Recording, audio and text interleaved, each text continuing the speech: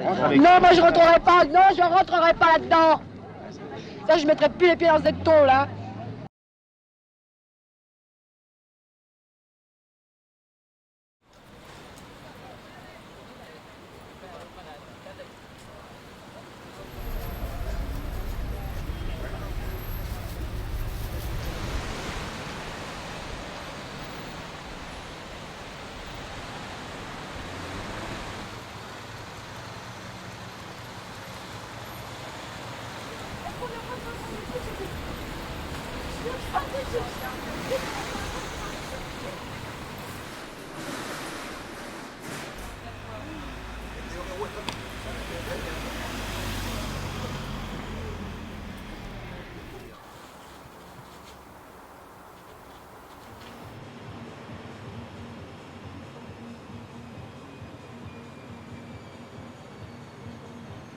Tu prends pas du béton direct?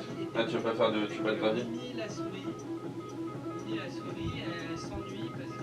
Mais je te dis, mais tu vas prendre des sacs de ciment direct, ça coûte rien du ciment. Ah si, le ciment c'est un peu plus cher. Donne-moi du café.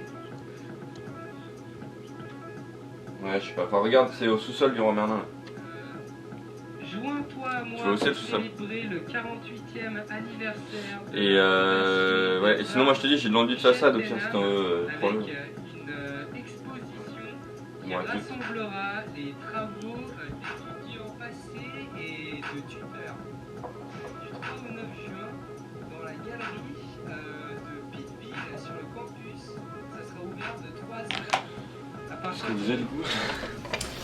Alors ici on est au Wonder. Le Wonder ça a commencé en octobre 2013 à la suite de la fermeture d'un squat qu'on tenait qui s'appelait le Point G. On a ouvert ici avec Alexandre Guin, Jacques Auberger et moi-même. Et on commençait à être plusieurs, à besoin d'un atelier ou d'un studio de son pour se poser, etc. Donc on a eu ce plan de pouvoir potentiellement occuper une partie de la zone des anciennes usines de Pilbondaire.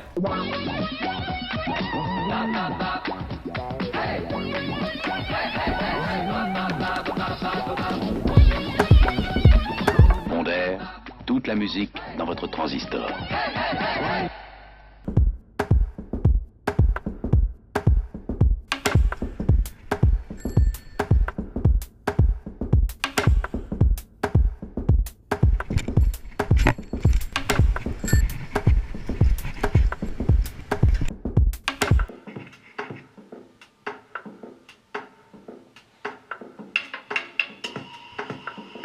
C'était comme c'était avant en fait.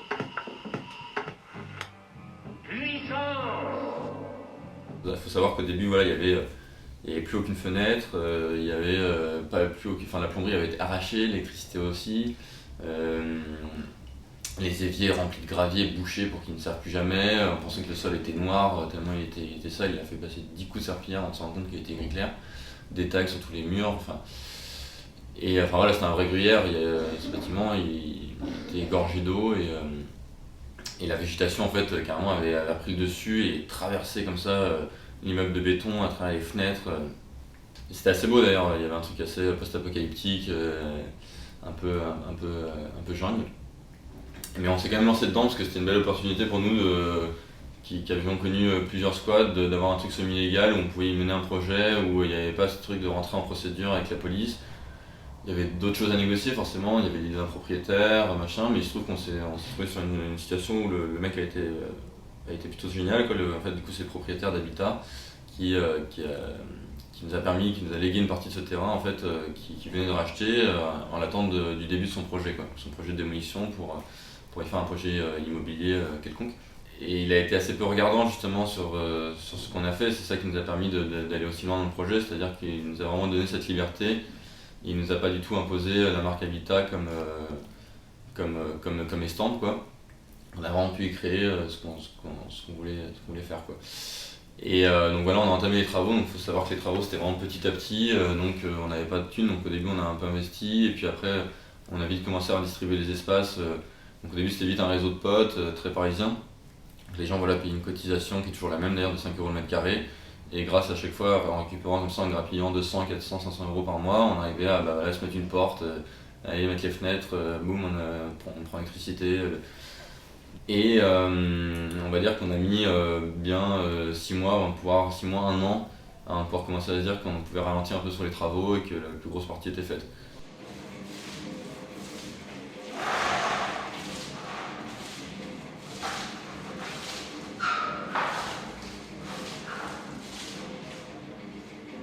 Bah là du coup on fait une galerie et en fait on a ça sera la salle blanche, donc on va faire du studio photo, peut-être de fond vert aussi même, galerie et salle de répétition de tout type, théâtre, opéra. Donc on est passé par plusieurs phases d'administration, de se dire voilà au début c'était un truc très libre, t'es là, tu prends un atelier machin, après plus de se dire bon bah on va commencer à recevoir des dossiers, donc ça met en place un peu une sorte de direction artistique, mais là l'idée dans la réception de dossiers c'était de se dire bon on n'est pas là pour juger la création de demain et du coup on va essayer de jauger la capacité de la personne à comprendre un projet collectif, c'est-à-dire voilà le mec a déjà vécu dans un spot avant, tenu un peu les rênes ou même a fait un projet. On a Basile par exemple, c'était un super bon exemple qui a été formidable dans ce lieu, qui a monté l'atelier de sérigraphie et le studio de tatouage. Le plus dur c'est de réussir à sonder l'humain, de se dire ok lui, il va comprendre que c'est les ateliers moins chers de Paris, mais que derrière, il faut qu'il s'investisse un peu pour le lieu, pour tirer ce projet vers le haut.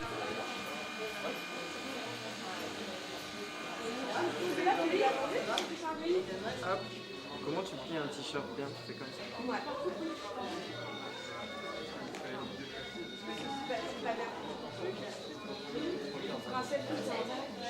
Carrément. Tiens.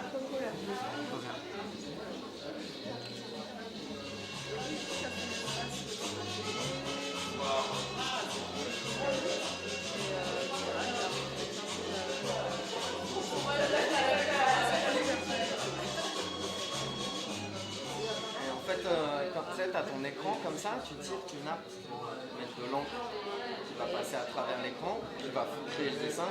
Et en fait, quand tu relèves le cadre, l'aspiration elle permet au papier de ne pas coller avec l'encre au cadre, pour pas que ça fasse brûler. J'imaginais sinon que ça aurait été taché, mais non, ça passe pas. Non.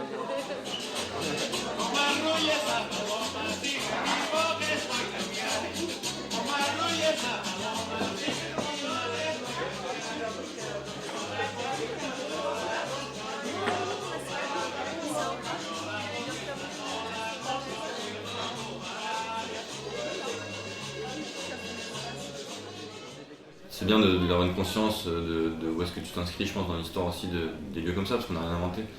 C'est-à-dire que je pense qu'on écrit une histoire qui est peut-être une page qui est peut-être un peu nouvelle dans le squat, dans le sens de dédiabolisation du squat, même si on ne peut pas vraiment parler de squat ici. Mais par contre, en termes de collectif d'artistes, d'ateliers communs, il y en a plein qui sont créés, il y en a qui marchaient sûrement bien mieux que nous et qui ont duré bien plus longtemps que nous. Mais c'est intéressant en tout cas de développer ça dans Paris, je sais qu'il n'y a pas des masses. C'est pour ça que c'était la question un peu au début aussi, il y a des moments où c'était plus dur que d'autres. Et on aurait pu aller faire ça à Berlin ou à New York, mais ça n'avait pas vraiment de sens pour nous. Je sais qu'on est quelques-uns à partager ces valeurs, de se dire cette ville, il n'y a pas grand chose quand même d'alternatif à Paris, on a envie d'œuvrer pour que ça aille un peu plus loin, quoi. D'œuvrer pour qu'il y ait au moins 1 ou 2 lieux dans lesquels tu puisses bosser à moindre coût ou voir une expo sans te faire racketter en payant ta bière.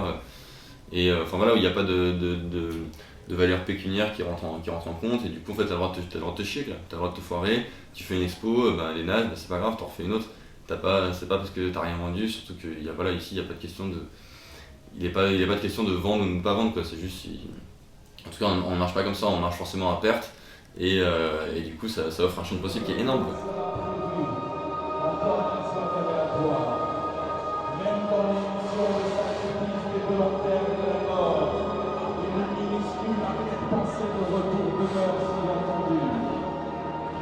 Les aventures les plus périlleuses et les plus semblables au suicide impliquent encore une infinitesimal espérance. Quand ce ne serait que l'espérance d'une gloire posthume.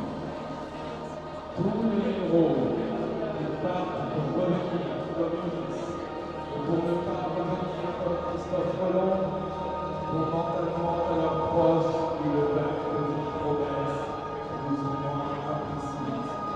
Je reviendrai un jour, j'écrirai 1 fois par an Seule l'aventure de la mort est une aventure absolument ouverte. Et par-ci, l'adieu qui se porte dans nous au moment de la séparation correspond à une pensée presque insoutenable. Et nous supportons cette pensée, à la seule condition de ne pas l'approfondir et surtout de ne pas la réaliser.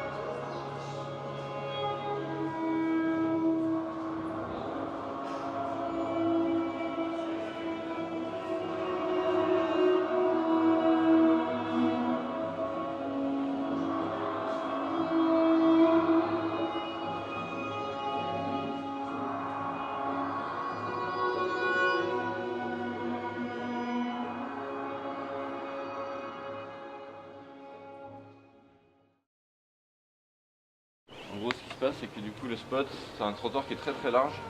Et il y a un petit muret, mais nous, on est sur le grand trottoir, il y a une trappe. Et du coup, on va devoir passer les instruments par la trappe. Une fois qu'on sera à l'intérieur, du coup, le top, ce serait que les musiciens se mettent direct sur le son. Donc, et moi, avec Simon, normalement, on fera et peut-être Antonin et ses potes, on fera le câblage électrique le plus vite possible.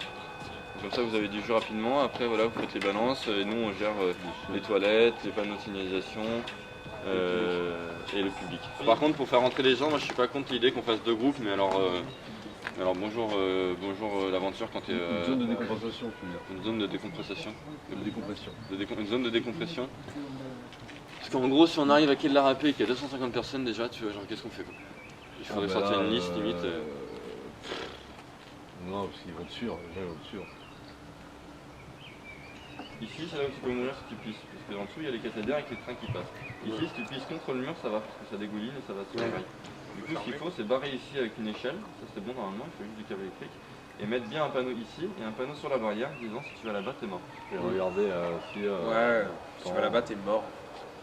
Mais il disait qu'il y avait un vigile juste à côté. Est-ce que vous avez prévu de la place sur des conneries ou on a prévu, j'ai ma voiture qui est remplie de bière, de whisky, de flotte et de bouffe. D'accord. Il y a un point d'eau là-bas. Gratuit. Moi, ce qui me fait flipper, c'est vraiment la piscine. Vraiment, ça me fait flipper. Ah ouais? Ah ouais, de ouf. Au pire, on les fait pisser dans une autre. Parce qu'en fait, le coin pisse, c'est là où il y a les caténaires, quoi. Donc si tu pisses sur le...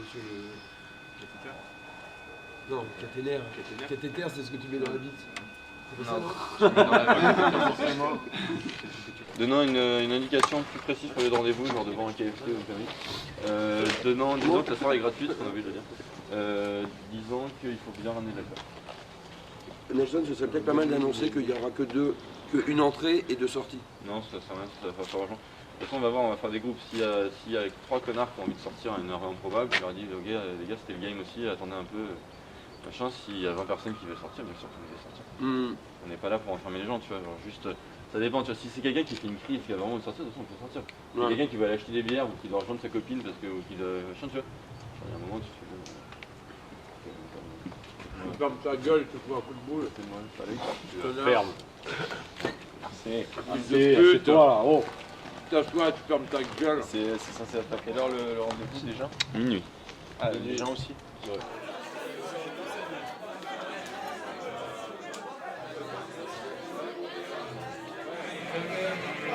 Apprécierez la lumière comme pied du gouffre jusqu'à ce que le vent vous emporte.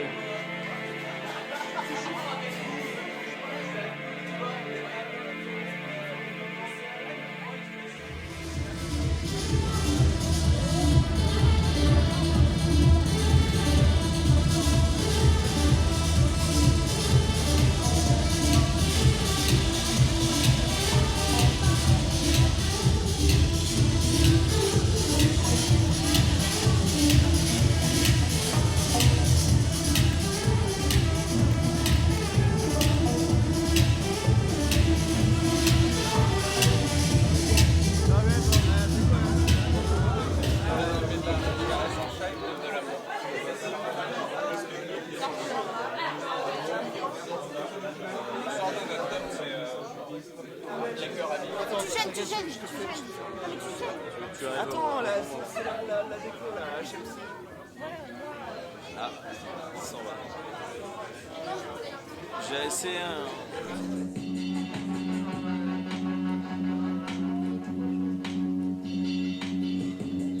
J'ai du mal à avoir une mémoire automatique, c'est ouf. Dans la tête de Nelson.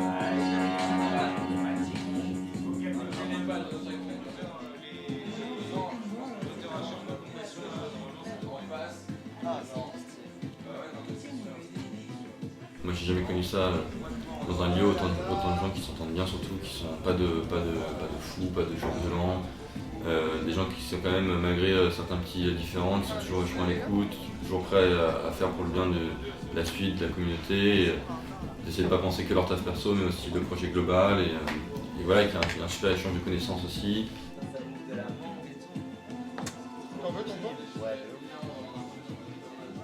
Il y a une dimension Wonder, il y a une tendance qui pourrait glisser dans comment on appelle ça, un collectif d'activistes en fait très facilement.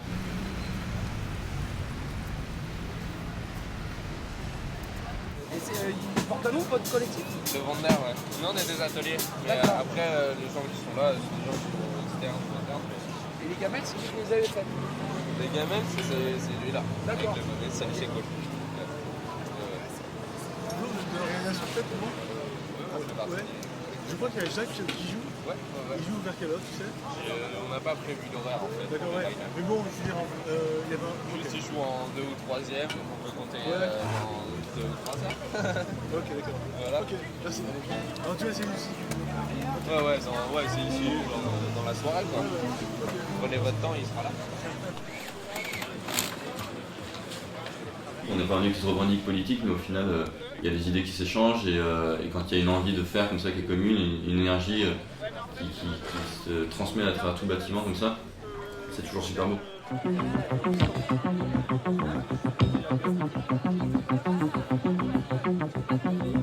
C'est très très sourd. J'ai augmenté les aigus. J'ai coupé mes basses. Je suis à mon maximum. Non. Je suis à mon maximum. Non. Je suis à mon maximum. Non. Maximum. On va essayer d'atteindre un niveau maximal un petit peu supérieur. Ça va?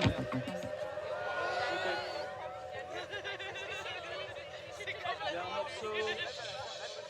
On va essayer ce morceau. Le morceau rencontre les enceintes. On fait une tentative de rencontre. On n'a pas du tout revendiqué le truc sous le nom Wonder, en fait on a vraiment fait ça juste pour le kiff parce qu'on sentait qu'il fallait faire un truc pour son moment, il fallait l'aider quoi.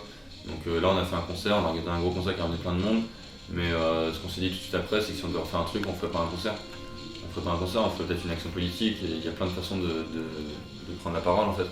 Là c'était justement prendre la parole par la musique, il n'y avait pas du tout de revendication au micro, il n'y avait pas du tout d'association, d'un lieu alternatif par rapport à un mouvement, c'était juste voilà, boum, poser du son, montrer qu'il y a des choses qui se passent, des gens qui se réunissent dans un même lieu quoi, et de manière inhabituelle pour la ville quoi. On va dire que là si demain je veux recommencer ça de manière légale, c'est impossible quoi. Même de manière illégale, tu t'installes pas 4 kilos de son place de la République sans qu'on vienne te voir.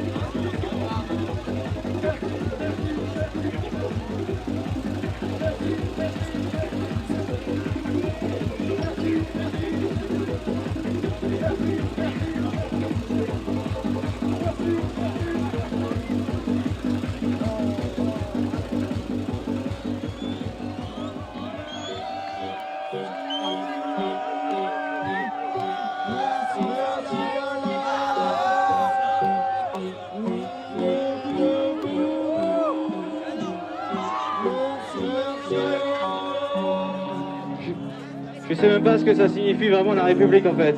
Je me suis pas trop renseigné avant de venir. Je suis hyper content d'être là pour jouer pour Nuit debout et puis bah moi je suis debout, vous êtes debout, donc c'est hyper cohérent.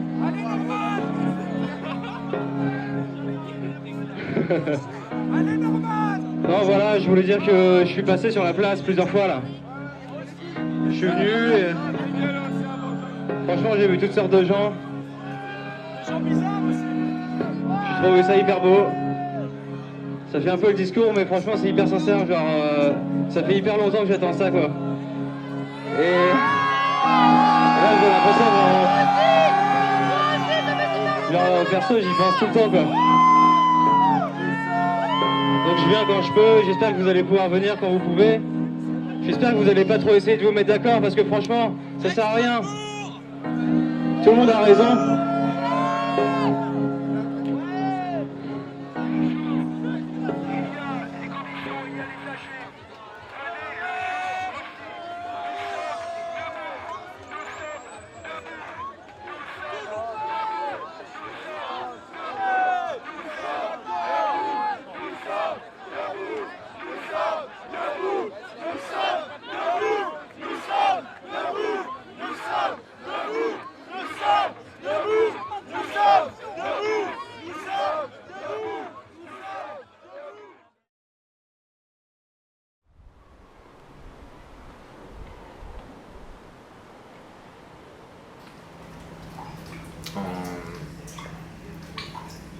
En fait, ici, il y a plein de gens qui font différentes créations. Il y a des gens qui vont plus être dans la peinture, il y a plein de gens qui font de la musique, tu vois.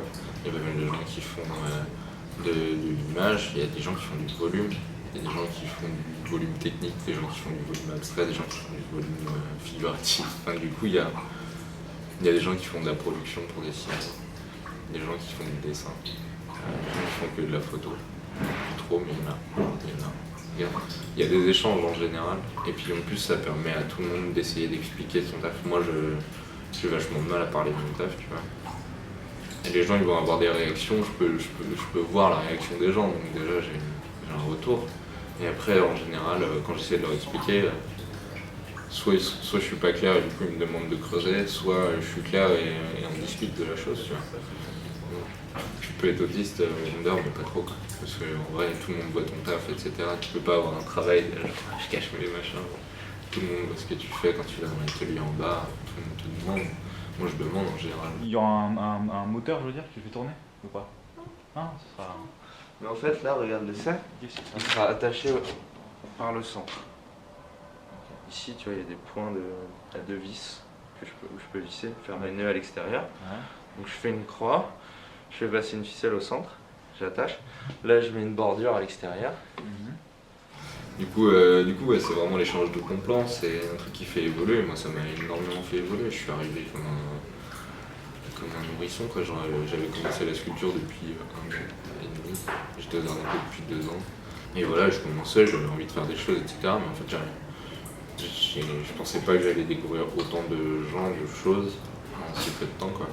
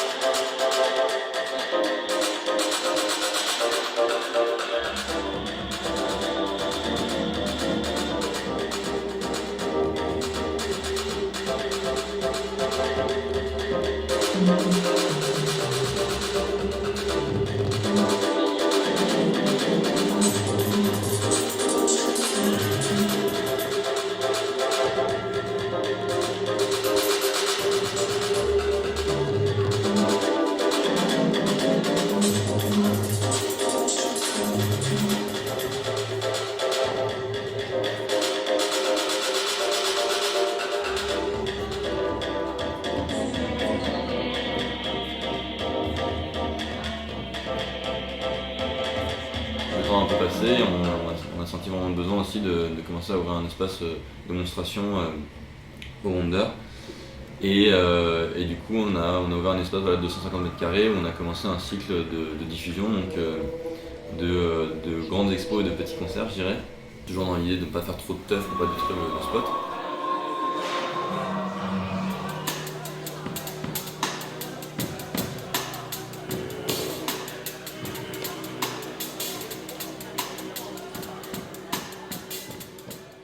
On va dire qu'on a entamé une série d'événements qu'on ne se permettait pas avant parce qu'on ne pouvait pas vraiment accueillir du public sur la zone.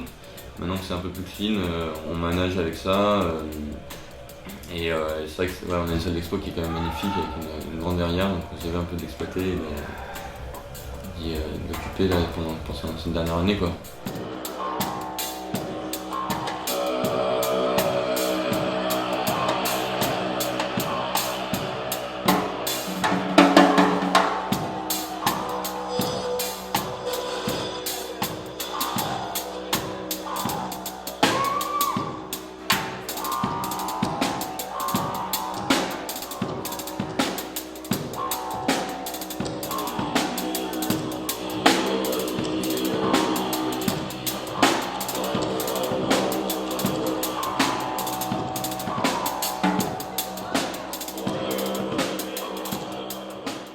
Forcément, dans ce genre de lieu, c'est toujours une invitation en fait.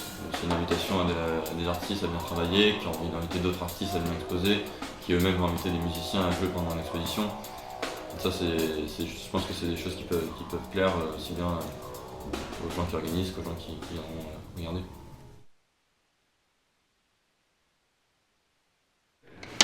Je vais les mettre regroupés par groupe. Donc ça, c'est en mode bordel. Ça, c'est le mode. Celui-là, il est cool, hein. Le mode. Ça, c'est un style. Ça, c'est un style. Ça, c'est un autre style. Déjà, les verres ensemble, c'est pas mal. Les peignes ensemble, les ciseaux ensemble. Ça va avec ça. Ça va avec ça. Truc d'horloge. Trop de peine. Ça, c'est une corde.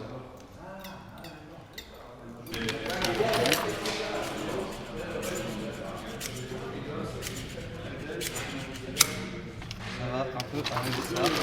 Un petit Saint-Jacques pour la blague. Ça se met avec ça.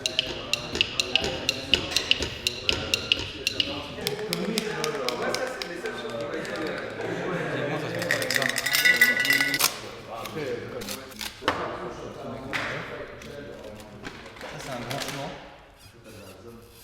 C'est un peu avec tout le monde ça. Un point des bâtards. Hein. Tous les bâtards ensemble. Un ballon, c'est bâtard aussi. Je crois que le ballon ça va avec ça.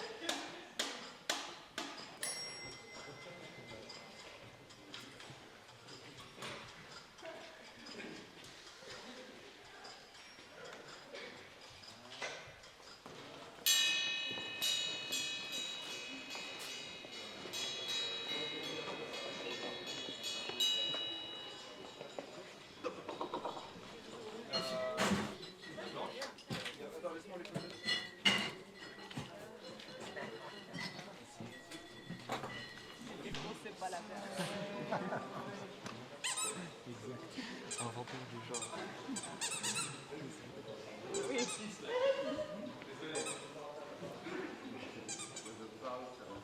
Quoique là, ça monte un peu, hein. Ça commence à monter. Ouais, il faut que ça reste un truc. Non, c'est pas non plus de la techno hardcore, mais un petit peu plus de patate. CD ou pas? Il fait des CD? Bravo!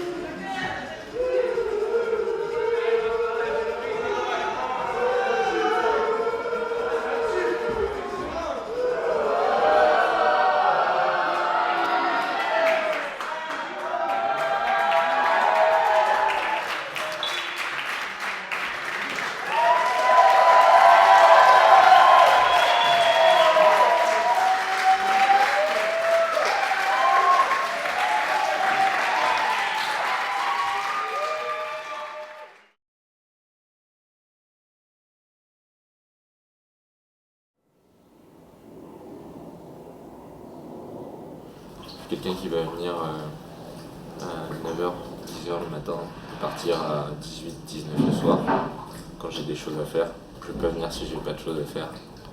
Après, quand j'ai du temps libre et que j'ai envie, ben, je viens et j'aide sur une activité. S'il n'y a rien de prévu et tout, je vais faire d'autres choses, tu vois. Mais j'ai toujours été positionné en mode un peu ouvrier, et en vrai, c'est pas mal, tu vois, genre bosser la journée, le soir s'il y a des trucs, des bouffes, tout, pourquoi pas. Mais ça s'arrête là. À un moment donné, je voulais vivre ici. Je suis très content de ne pas l'avoir fait. Mais moi, j'ai choisi de scinder le travail comme ça. Et c'était dur parce que du coup, j'avais une maison, un atelier, une copine, une école. C'était ultra dur de tout le temps courir. Mais au moins, tu vois, moi, mes problèmes, c'était des problèmes d'ordre technique, on va dire. Enfin, un peu le souci aujourd'hui ici, c'est que tu es un peu sollicité en permanence et du coup, travailler devient un peu compliqué. C'est-à-dire que tu t'actives à faire plein de choses et du coup, vite les gens aussi ont besoin de toi pour faire un peu chaque truc. Et des fois, c'est presque un peu burlesque, quoi. Comment tu peux passer dans une journée, tu avais prévu de couper 4 planches et t'as même pas réussi à entamer parce que t'as réglé 20 problèmes. Et même si t'as beau te casser le crâne dans tous les sens, lire tous les bouquins possibles sur ce que c'est que gérer un spot des années 60 aujourd'hui, t'auras jamais la solution clé parce que le vivre ensemble c'est la base de la politique. Il y a eu des moments où les problèmes de colocation débordaient sur les problèmes de la com, enfin, du collectif. Sauf que le but premier c'est quand même de pouvoir travailler ici, quoi. Ça, je pense que c'est vraiment inhérent au nombre en fait, et à la position que tu prends, sinon il n'y a pas eu vraiment de position de chef très définie ici, c'est ce qui a fait que c'était aussi bien. Mais c'est vrai qu'il y a forcément quelqu'un qui a besoin de rassembler les informations, et du coup quand tu es dans un collectif comme ça où tout est potentiellement réinventable, recontestable en permanence, des fois c'est compliqué de manager avec tout, quoi. C'est-à-dire que de faire 1h30 de mail tous les matins pour organiser un planning et en même temps après d'un gars qui du jour au lendemain te dit que lui il voulait pas ça et machin, alors que c'est pas son taf, mais en même temps tu acceptes aussi sa parole parce que tu as envie d'écouter tout le monde et du coup ça devient extrêmement complexe, ça devient un algorithme en fait qui est super dur à résoudre, qui prend vachement de temps. Tu travailles chez Vondair? Non. Bon, alors, vraiment, n'en parle pas. Vraiment, n'en parle pas. Vraiment. Interroge les travailleurs de chez Vondair. Les conditions de vie. Les conditions dégueulasses. Bon, ah oui, mais ça tu le sais pas. Tu ne le sais pas. Je le sais, on me l'a dit. Tu m'as pas dit que vous avez des salaires dégueulasses, des conditions de travail dégueulasses. Je le sais. Mais bien sûr. 58 000 francs par mois, non mais c'est qui a vu jouer ça, lui? Je sais très bien qu'ils gagnent 58 000. Chez Vondair, pour se faire soigner, il faut qu'ils attendent une demi-heure, je le sais. C'est dégueulasse. On est noirs, on est des vrais charbonniers quand on sort de là-dedans. On n'a même pas d'eau chaude pour se laver. Bien sûr, ils ont des lavabos, ils ont tout. Nous, c'est dégueulasse chez nous. Et là, nous, notre bâtiment, c'était les laboratoires. les labos, du coup c'est là où ils concevaient un peu, enfin ils inventaient les nouvelles formules sans mercure, parce qu'ils faisaient de la pile sans mercure soi-disant, pourtant il y en a plein de seuls. D'un coup c'est violent en fait, t'as tout qui te revient à la gueule quoi, t'es quand même dans une usine de piles avec des mecs qui souffraient de conditions de travail atroces quoi, où enfin voilà, les gamines elles commençaient à bosser à 14 ans ici, elles étaient remplies de manganèse, la tête aux pieds dès 11h du mat. Et puis leurs revendications là pendant cette grève c'était pas incroyable, hein. Les mecs ils demandaient juste une vraie noisette de savon pour pouvoir se laver les mains, de réparer ce bout de machine qui était cassé, qui faisait que Mister se coupait la main toutes les 20 minutes, tu vois.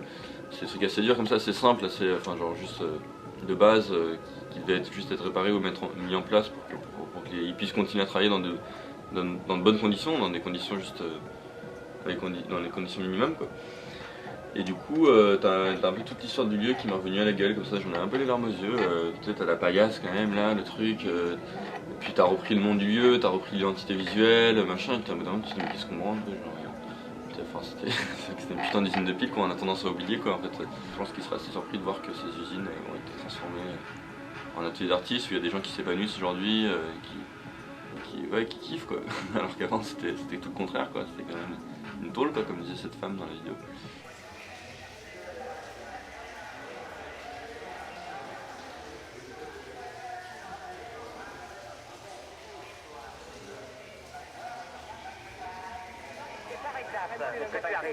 C'est par étapes que tu arrives à une victoire définitive. Mais le patron s'en fout des étapes, le patron lui. Mais comment? Le patron s'en fout pas des étapes puisqu'il a reculé. Il a reculé, seulement il n'a pas donné ce qu'il voulait. Ils ont fait une condition dégueulasse. Bien sûr. Et maintenant il prendra des mesures, il s'en fout, le syndicat il peut le foutre en l'air s'il veut. Comment? Avec deux seins? Bah moi je veux. Mais 200 camarades. C'est celui qui des employés, alors tu sais le patron que ce soit 200, il lui manque c'est le patron. C'est pas vrai. Mais c'est syndical forte. Mais c'est syndical forte. Est-ce qu'elle était encore assez mûre? Mais bien sûr. Elle le deviendra beaucoup plus mûre. Demain, il n'y a plus un employé. Exactement. Ils peuvent fermer tout et c'est comme ça. Mais si... non, mais alors vous avez... Tu faudrait davantage discuter avec ceux qui sont encore chez Mondaire. Ah oui, parce que je crois qu'elle discute assez. Et j'en dis pas plus qu'elle. Et puis... il y a une discussion. Non. Ça va, hein? Il y a des sacrés jusqu'à... Même pas vous allez aller au chien, on n'a pas le droit.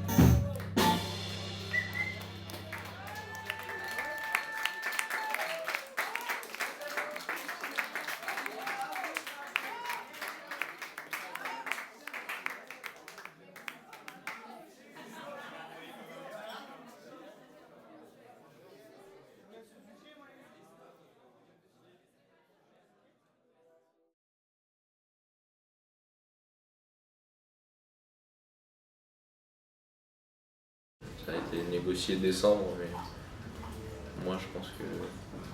Enfin t'as vu, genre il pleut, c'est tout humide, enfin en tout cas dans mon atelier, je peux pas vraiment bosser. Et puis après, voilà, c'est bon. J'ai pas envie de me relancer dans un truc où je vais devoir refaire tout ça. Enfin, je veux bien refaire tout ça, mais si j'ai un bâtiment 5 ans. Il y a plusieurs perspectives. Pour l'instant, il faut voir les attentes des gens, les besoins d'espace des gens, les envies aussi de collectivité des gens, de s'expanser vers un truc plus grand, de refaire un truc peut-être plus petit aussi.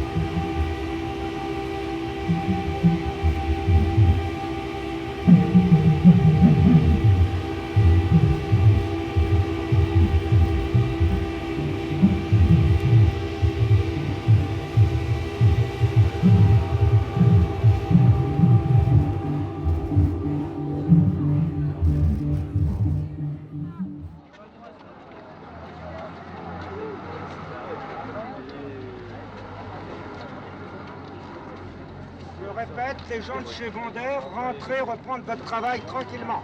C'est ça. Une semaine en moins.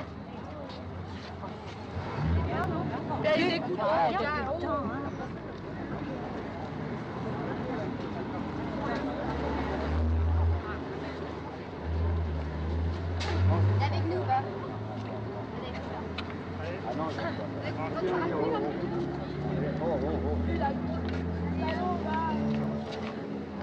pas, j'ai pas envie de rentrer d'ailleurs.